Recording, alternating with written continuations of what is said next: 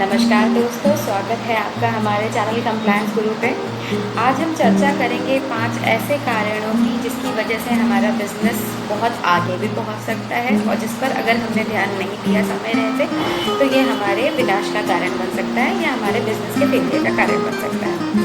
ये तो हम सभी जानते हैं कि हमारी ज़िंदगी में 2 तरीके के पहलू होते हैं, एक पॉजिटिव और दूसरा नेगेटिव। पॉजिटिव पहलुओं पे तो हम हमेशा ध्यान दे देते हैं, नेगेटिव को कई बार हम इग्नोर कर देते हैं। अगर हमने नेगेटिव पहलुओं को ध्यान में नहीं रखा तो ये हमारे लिए जीवन में आगे चल के बहुत दिक्कतें पैदा कर सकते हैं। तो आज हम 5 ऐसे नेगेटिव कारणों की बात करेंगे जो हमारे बिजनेस को आगे बढ़ने में, बिजनेस ग्रोथ में दिक्कत कर सकते हैं। अगर हम एक छोटे दुकानदार की बात करें, एक छोटे व्यवसाय की बात करें जो बहुत बड़े लेवल पे नहीं है, वो शायद इन सारे फैक्टर्स पे कभी ध्यान ही नहीं देता। उनको सिर्फ हम जो ध्यान देते हैं वो ये है कि हम पैसे दिए और पैसे कमाए, कितना कमाया, कितने की लागत आई, कितना का मुनाफा आया, वो शायद हम कभी कैलकुलेट ही नहीं करते, जिसकी वजह से हम बाद में दिक्कत में पड़ जाते हैं और बहुत सारे बिजनेस ठप हो जाते हैं। तो हमें इस बारे में सोचना चाहिए, समझना चाहिए कि वैसे 5 कौन से कारण हैं जिसके बारे में हम अगर टाइम से सोच लें तो वो हमारे बिज़नेस के ग्रोथ का कारण बन सके और हमारे लिए नेगेटिव इम्पैक्ट ना दें। तो पहला कारण जो है, जो हमारे बिज़नेस को स्टार्ट करने से पहले हमें ध्यान में देना चाहिए, वो सबसे इम्पॉर्टेंट कारण है व्यवसाय का चुनाव। हम अपना बिज़नेस क्या सेलेक्ट कर रहे हैं, ये हमारे लिए बहुत ज़रूरी एस्पेक्ट है ध्यान देने के लिए कि हम कैसे क्या अपना बिज़नेस करेंगे आगे फ्यूचर में और कैसी ग्रोथ रहेगी। अब अगर आपको मैं एग्जांपल दूँ, भेड़ चाल बिज़नेस, कभी भी भेड़ चाल बिज़नेस में ना जाएं। भेड़ चाल बिज़नेस कभी आपको ग्रोथ नहीं देगा। अब भेड़ चाल बिज़नेस क्या है? भेड़ चाल बिज़नेस है, अगर हम अपने लोकल एरिया की बात करें, आजकल कैफ़े का ज़माना है। अब एक इंसान ने कैफ़े खोला भाई साहब, तो 4 लोगों ने और खोल लिया और फिर वो पूरी रो कैफ़े से भरी हुई है। अब आप ऐसे समझिए, फिर आप कस्टमर को कैसे अपनी तरफ खींचेंगे? जब तक एक कैफ़े था, सबको शौक था, वो हर इंसान उस कैफ़े में जाएगा। पर जब 4 ऐसे कैफ़े खुल जाएंगे, 8 ऐसे कैफ़े खुल जाएंगे, तो फिर कौन पूछेगा? वो क्रेज़ भी ख़त्म हो जाता है एंड मार्केट कॉम्पिटिशन भी बढ़ जाता है। आपको एक कस्टमर को खींचने के लिए कितनी मशक्क़त करनी पड़ेगी ये आप स्वयं सोच सकते हैं। और आपको अपने रेट को भी बहुत कम दामों पर रखना पड़ेगा ताकि कस्टमर आप तक खींचा चला आए। तो ये बहुत ज़रूरी है कि हम भेड़ चाल बिज़नेस में ना पड़ें। हमें बिज़नेस शुरू करने से पहले ये चीज़ ज़रूर असेस कर लेनी चाहिए कि जो प्रोडक्ट, जो सामान या जो व्यवसाय हम शुरू करने जा रहे हैं उसका हमारे लोकल मार्केट पे क्या इम्पैक्ट है, क्या डिमांड है, लोगों को उसकी ज़रूरत है या नहीं है, मार्केट में कंपटीशन ऑलरेडी कितना अवेलेबल है। अगर मार्केट कंपटीशन ऑलरेडी एग्जिस्ट कर रहा है ज़्यादा तो उस बिज़नेस में जाने का कोई लाभ नहीं है। दूसरा हमारा पॉइंट है जो हमें ध्यान में रखना चाहिए, वो है कॉस्ट कैलकुलेशन और अवेलेबिलिटी ऑफ प्रोडक्ट्स। अब कॉस्ट कैलकुलेशन और अवेलेबिलिटी ऑफ प्रोडक्ट्स क्या टर्म है? कॉस्ट कैलकुलेशन और अवेलेबिलिटी ऑफ प्रोडक्ट्स ये है कि अगर मान लीजिए हम किसी मैन्युफैक्चरिंग बिजनेस में जा रहे हैं, किसी होटल इंडस्ट्री में जा रहे हैं, या कोई ऐसा जो अदर देन सर्विस सेक्टर है, कोई भी ऐसा काम जो अदर देन सर्विस सेक्टर है, वहाँ हमें कोई ना कोई सामान रॉ मटेरियल फॉर्मेट में चाहिए होता है जिसे हम प्रोसेस करते हैं और आगे पास ऑन करते हैं, जिसके लिए हम प्रॉफिट अर्न करते हैं।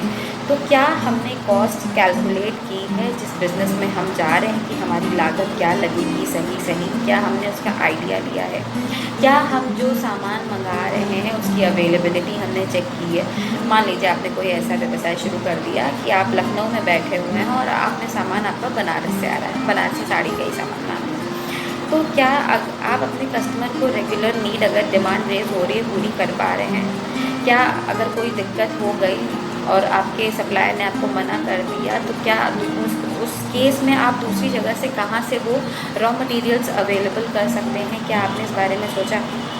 आपको हमेशा इस बारे में सोचकर चलना चाहिए कि आपकी रॉ मटेरियल की अवेलेबिलिटी क्या है।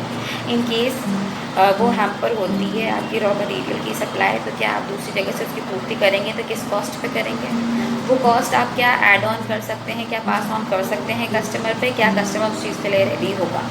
तो आपको अपनी लागत की कॉस्ट का हमेशा ध्यान रखना चाहिए। दूसरा बहुत महत्वपूर्ण कारण है अगर हम लागत से बात करें तो क्या लागत आपकी जो लग रही है और जो बनकर आ रही है, कई बार ऐसा होता है कि हम जिस सोर्स से ले रहे होते हैं क्वालिटी के लिए या क्वांटिटी के लिए या जिस भी सप्लायर से हमने बात की होती है, मान लीजिए हमने कपड़ा बनाने का या कपड़ा मैन्युफैक्चर करने का एक बिज़नेस डाला, बुटीक का बिज़नेस डाला, एक छोटा बिज़नेस समझ लीजिए।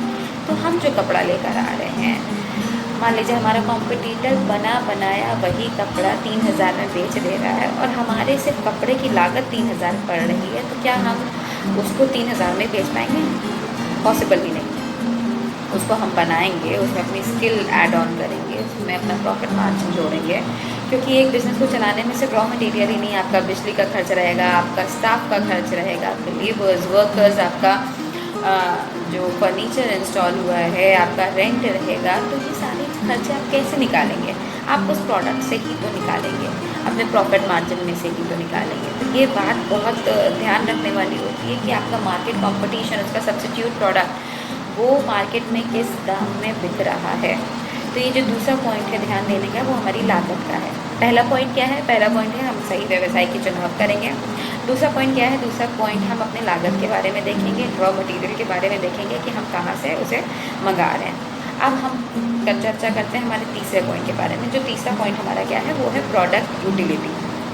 प्रोडक्ट यूटिलिटी क्या है? किसी भी वस्तु सामान का प्रयोग, उसकी नीड, मार्केट नीड क्या है, लोगों की नीड क्या है, क्या आप कुछ ऐसा बना सके हैं या कुछ ऐसा सप्लाई कर रहे हैं जिसकी आवश्यकता है लोगों को। अगर वो चीज़ आवश्यकता है, लोगों की लाइफ में कुछ वैल्यू ऐड कर रही है, उसकी यूटिलिटी है, उसका फ़ायदा है, तो वो वस्तु आप भले ही महंगा बेच रहे हैं, वो खुद ब खुद बिकेगी। आपको उसके लिए कोई एक्स्ट्रा मेहनत नहीं करनी पड़ेगी। But definitely that should be the thing कि वो यूटिलिटी ऐड कर रही हो आपके कस्टमर्स की लाइफ में। अब आपको उदाहरण स्वरूप मैं समझाती हूँ। कोविड-19 चल रहा है, कोविड-19 कोरोना का सिनेरियो है, हर कोई इससे त्रस्त है। तो अगर आप कुछ ऐसा प्रोडक्ट लेकर आते हैं जो इस संक्रमण से लोगों का बचाव कर सके या उनको इम्यूनिटी प्रोवाइड कर सके, ऐसा कोई भी प्रोडक्ट आज हाथों हाथ बिकेगा मार्केट में। आपको उसके लिए कोई एक्स्ट्रा एडिशनल एफर्ट्स नहीं करने पड़ेंगे, बहुत ज़्यादा एडवर्टीज़मेंट नहीं करने पड़ेंगे। अगर आपका प्रोडक्ट किसी की लाइफ में यूटिलिटी ऐड कर रहा है, ज़रूरत पूरी कर रहा है, उनको कुछ फ़ायदा पहुंचा रहा है, तो वो अपने आप ही बिकेगा। ये रहा हमारा तीसरा कारण जो है प्रोडक्ट यूटिलिटी। प्रोडक्ट यूटिलिटी पे हमारे ज़्यादातर व्यवसायिक भाई शायद ध्यान देना भूल जाते हैं और वो भेड़ चाल में चल देते हैं कि हाँ ठीक है, सब यही कर रहे हैं, वो कमाई ले रहे हैं, वो कमाई ले रहे हैं, तो हम भी कमा लेंगे। तो इस चीज़ पे हमें ध्यान देने की बहुत ज़रूरत होती है। तो तीसरा रहा हमारा पॉइंट प्रोडक्ट यूटिलिटी का। चलिए अब पढ़ते हैं चौथे पॉइंट के बाद। तो चौथा पॉइंट क्या है जिस पे हमें ध्यान देना है? चौथा पॉइंट है revenue generation end funds and expenses. अब ये revenue generation, funds and expenses क्या है? रेवेन्यू जनरेशन है कि हम जो प्रोडक्ट बना रहे हैं उससे हमें कितनी प्रॉफिट हो रही है, क्योंकि बिना प्रॉफिट के तो कोई बिज़नेस चलने से रहा। तो प्रॉफिट हमारा किस रेशियो में है, कितना है, क्या वो प्रॉफिट सफिशिएंट है हमारे नीड्स को पूरा करने के लिए। दूसरी चीज़, अगर हम कोई बिज़नेस शुरू करने जा रहे हैं तो सारा फंड्स हम अपने पास से नहीं लगा सकते। हो सकता है हमारे पास इतना है ही नहीं। एक मिडिल क्लास फैमिली के पास कभी इतना पैसा नहीं होता कि वो एक बिज़नेस अपने आप से शुरू करें। तो हमें ये देखने और सोचने वाली बात है कि हम फंड्स कहाँ से लेकर आ रहे हैं। क्या हम किसी से लोन परचेज़ कर रहे हैं, क्या हम लोन परचेज़ कर रहे हैं, मतलब हम अपने रिश्तेदारों से ले रहे हैं, हम बैंक से लोन ले रहे हैं, या हम कौन सा तरीका फंड जनरेट करने का ले रहे हैं। अगर आप ऐसे सोचिए, आप फंड्स लोन के फॉर्मेट में ले रहे हैं, बैंक से ले रहे हैं, तो बैंक का तो इंटरेस्ट आपका अगले महीने से शुरू हो जाएगा। जिस टाइम से आपने लोन लिया उसके बाद से आपका बैंक इंटरेस्ट शुरू हो जाएगा। तो क्या आप एक महीने के बिज़नेस शुरुआती दौर में ही क्या आप रेवेन्यू जनरेट करने के इतने काबिल हो जाएंगे कि आपका बिज़नेस इतना स्टार्टिंग पॉइंट पे आ जाएगा कि आप पैसे और इंटरेस्ट वापस कर सके बैंक को? नहीं। तो आपको फंड्स रेज़ करते वक्त, अपने बिज़नेस में पूंजी लगाते वक्त इस चीज़ को ज़रूर ध्यान में रखना चाहिए कि आप जो फंड्स रेज़ कर रहे हैं उसकी कॉस्ट क्या है। अगर आपके रिश्तेदार दे रहे हैं आपको पैसा, तो आप ऐसा समझिए, हो सकता है वो तो आपको समझेंगे, वो कुछ दिन आपसे 1 साल 1.5 साल ना भी मांगे, तो वो फंड्स आपके लिए ज़्यादा हेल्पफुल हो जाएंगे रादर देन बैंक लोन। अगर बैंक लोन अगले महीने से ही इंटरेस्ट शुरू कर दे रहा है तो आपको ये देखना है कि आपका बिज़नेस कब तक चलने फिरने लायक हो जाएगा कि हाँ आप एक्चुअल में प्रॉफिट रीप कर पा रहे हैं उससे, क्योंकि इनिशियल फेज़ हर बिज़नेस के लिए मुश्किल होता है सेटल होने के लिए। ये चीज़ आपको हमेशा फंड्स रेज करते वक्त ध्यान देनी चाहिए। ये बहुत महत्वपूर्ण पहलू है। अगर आपने इस पर ध्यान नहीं दिया समय रहते तो ये आपके लिए दिक्कत क्रिएट कर देगा, क्योंकि फिर बैंक तो मॉर्टगेज आपका कोलेटरल लेती है, वो आपके लिए दिक्कत कर देगी। आपको बैंक का पैसा देना पड़ेगा, हो सकता है आपका बिजनेस बिक भी जाए। तो फंड्स रेज़ करते वक्त हमें हमेशा ये चीज़ ध्यान रखनी चाहिए कि हम किस सोर्स से फंड्स रेज़ कर रहे हैं।